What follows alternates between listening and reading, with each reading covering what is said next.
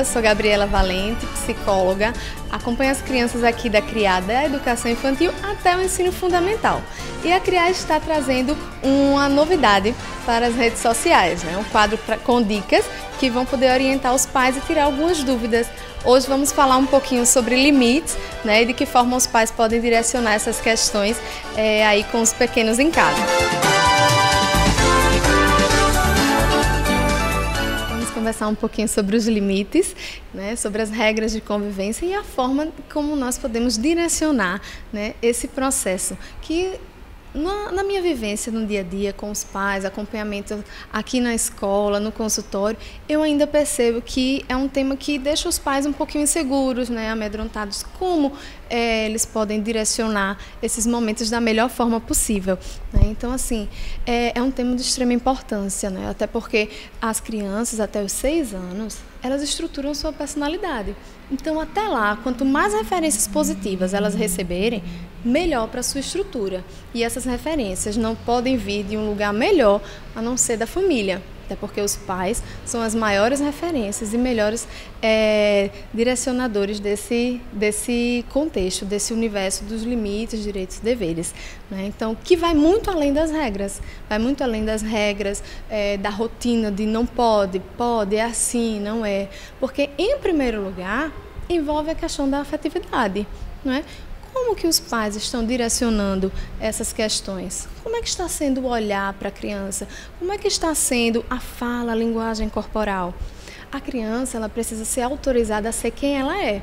Então, para que isso aconteça, ela precisa de direcionamentos saudáveis. Ela precisa que os pais estejam muito seguros da forma como estão conduzindo essa proposta, que é totalmente diferente de informações prontas que os pais já trazem devido à sua herança genética, ou melhor, à sua aprendizagem, a forma como eles foram conduzidos na infância. E aí eles vão impor determinados comportamentos. E a criança termina sendo poldada durante a sua infância. Então é preciso haver uma reflexão sobre esse processo de educação, para que eles se tornem adultos com limites, mas que sejam livres para ser quem eles são. Do contrário, eles serão adultos com comportamentos já direcionados e repetidos. Então, é importante que os pais façam essa avaliação. Então, eu encontro algumas situações, por exemplo, de pais que tiveram educações muito rígidas. Então, agora com os filhos, eles tendem a fazer o oposto. E terminam ficando inseguros. Se eu disser um não, se o meu filho ficar frustrado, isso pode interferir na autoestima, ele não pode chorar. Então, como que eu vou direcionar isso daí? E, na realidade, não é bem assim. Porque a criança, ela precisa dos limites, precisa do direcionamento, até para ela se sentir amada, ela se sentir protegida. Então, a falta dos limites, a falta dos direcionamentos, então, dos comandos dos pais, ela também provoca insegurança na criança.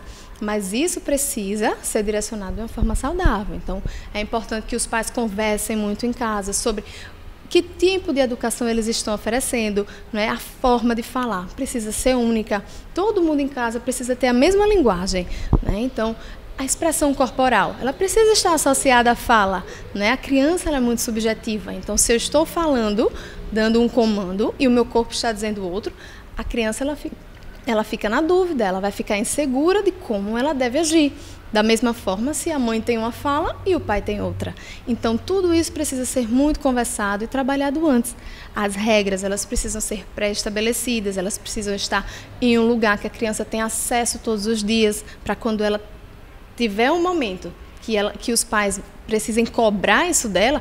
Não, mas a gente já conversou sobre isso antes, então vamos lá. Você só tem direito aos seus direitos se você cumprir os seus deveres, mas se isso não for conversado antes, fica difícil para a criança incorporar também. Então, desde a mais tenra idade, os pais podem trabalhar essa relação com as crianças, sempre de uma forma saudável.